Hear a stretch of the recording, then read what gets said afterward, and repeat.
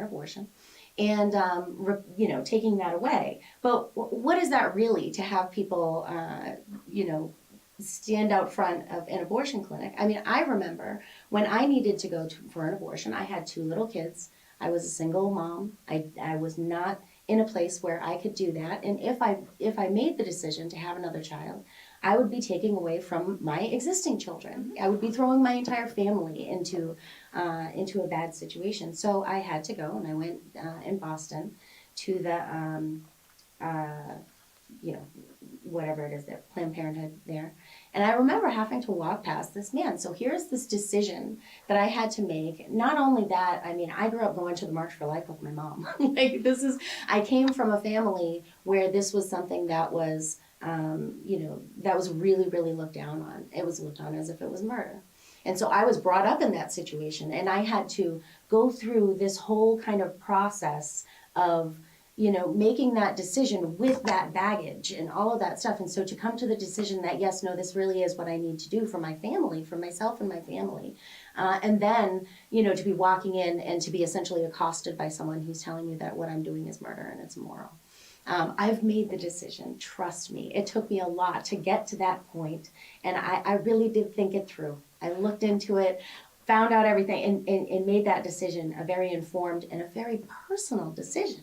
And then to go there, and that's essentially, like I'm saying, that's the shame that's inflicted on you. That all of these laws seem to, that's what it wants to do. That's what it aims to do, is to shame a woman who makes that decision, shame someone who makes that decision. And so, and then on the other end of it, then you need to, if you need to rely on social services, then you're shamed in that respect. We have this welfare queen mentality. So to me, it's this, it's like you can't ever satisfy. It's these things that put you in a situation where you can't win, whether you do or you don't. But whether you do or you don't has nothing to do with anyone else. It is a very personal decision to make. And so, that's why I've done this. Thank you so much, Jodi. Such a powerful story, and we're so grateful for you sharing and for your continued advocacy in our community. Really, genuinely, just could not be more grateful to be working alongside you folks. And we are just, the 3 of us, I know, feel really strongly that we are going to continue to go to bat for Granite Staters by advocating that all people, regardless of race, class, gender, sexual orientation, have the right to not have children. And when they do have children, have the resources and support to do so. And we ask you to please join us in this fight. We need your voice. We need your activism. Get involved with the Keene Dems. Get involved with the Cheshire Dems. If you're outside of those areas, get involved in your local community's reproductive rights activism. And if you are here in New Hampshire, once again, we ask you on Wednesday, the 9th, to be signing in on the New Hampshire General Court website if you can't testify in person in opposition to the 3 anti-choice bills that will be coming up before the Judiciary Committee. Once again, they're HB 1181, HB 1477, and HB 1625. And on Thursday, to please join in support on the New Hampshire General Court website, signing in to support CACR 18, HB 1673, HB 1674.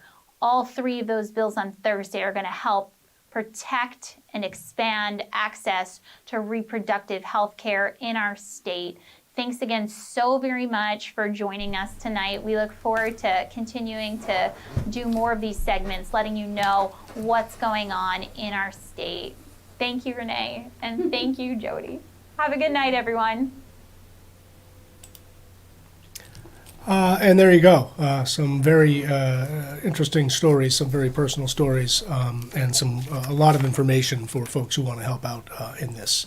And what I'm going to do is actually just play right now. I'm going to play the repackaged, the PSA version of this, where they'll talk about the bills, the bill numbers, and how you can get involved. And you can actually go online and send your input to Concord, whether you support or oppose a bill, and send your comments and testimony as well. So that's some pretty good stuff. Let me switch that up. I've only dropped the ball once. We'll see if I can do it without dropping the ball again. Take a look at this, and then what I'm going to do after this is just fill up the rest of a half an hour to make a half an hour show. There's a little bit of value to kicking out a half an hour show every week. We want stuff to get heard and seen. One good way to do that is to put things on public access. Keene, so sorry, not for you, but there are public access stations everywhere. A steady, standalone half-hour show is something that people will play, so you can be seen in Keene, you can be seen in Concord and Manchester and Nashua, and you can get the word out. So the regular show is a goal. We're going to kick it out live with a little bit of luck. And like I said, I will see you next time and maybe do something a little bit nicer right out of the studio. So enjoy the rest of the show. Hello, everyone. My name is Representative Amanda Elizabeth Toll, and I'm here with my friends and fellow reproductive justice activists, Renee Monteil and Jodi Newell. We are here to tell you that this week is going to be a big week for reproductive justice in the New Hampshire House of Representatives. On Wednesday, the 9th, we are asking folks to sign in opposition to the following anti-choice bills that are going to be heard in front of the Judiciary Committee.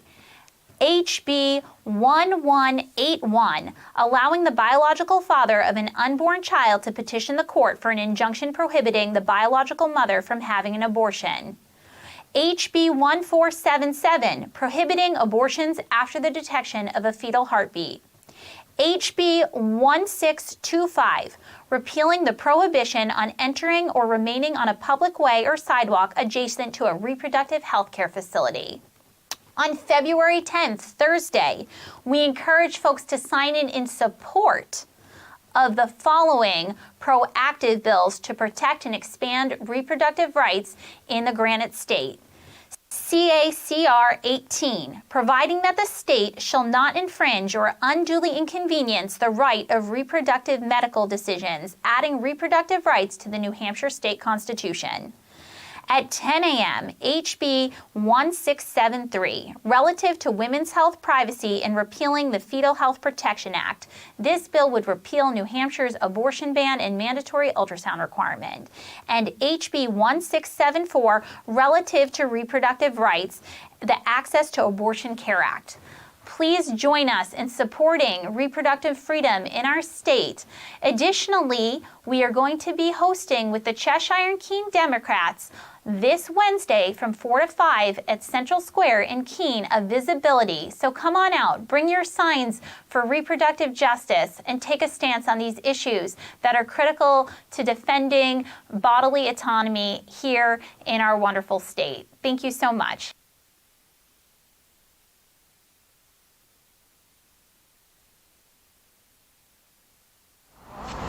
So we are here every Friday, and it depends on the week, but if you join our Facebook page, Fridays for Future Jaffrey, New Hampshire, you can see our posts. We post photos, we post when we're going to meet here every week. So come join us every Friday to strike for the climate and make this world a better place for everyone. I know. Great speaker. Who wouldn't vote for that? Our next speaker is Senator Becky Whitley. Her first term as a New Hampshire State Senator. She's from District 15, which represents Concord, Henniker, Hopkinton, and Warner. She's my senator. Her entire career has been committed to social justice in public service as a disability rights lawyer, climate activist and organizer, child health policy specialist, and advocate.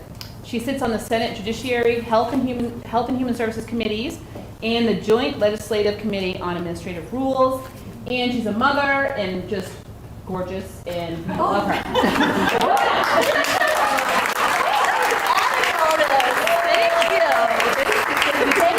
And you look great. Oh, well, I can't. You can't give me credit because Jen Teaster called me and said, "This is what you're wearing tonight." When Jen Teaster tells you to do something, you do it.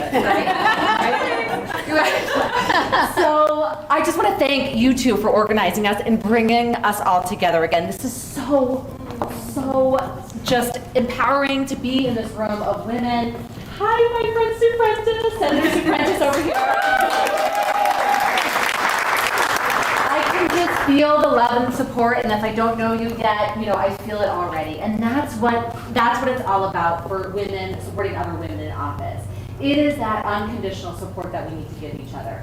Because look, we all know that when women lead, everything changes, right? And because when women are in charge, they make everything better. As my friend Wendy said, right? We care about everyone, right? We're looking to improve health outcomes for our entire community. We're looking to preserve our natural resources for our children, our grandchildren, right? So when women lead, everything changes, right? And when women lead, everything gets better, right? So to me, I feel this moral imperative, honestly, to not only when I ran for office, but to support other women running for office, right? Especially now after this session.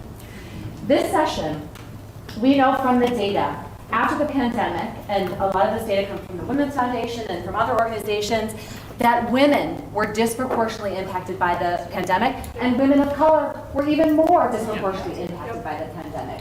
Look, so in this session, where we should have been lifting up those that were disproportionately impacted, instead, the majority took their power, and not only did they assault our fundamental rights to our bodies, assaulted that, but they also gave tax breaks to the most wealthy and gave mere scraps to working families, okay? So we're talking about working mothers who not only are working, to get everything possible to their employers, and at the very same time, they have children next to them, and they're doing everything possible to give to their family.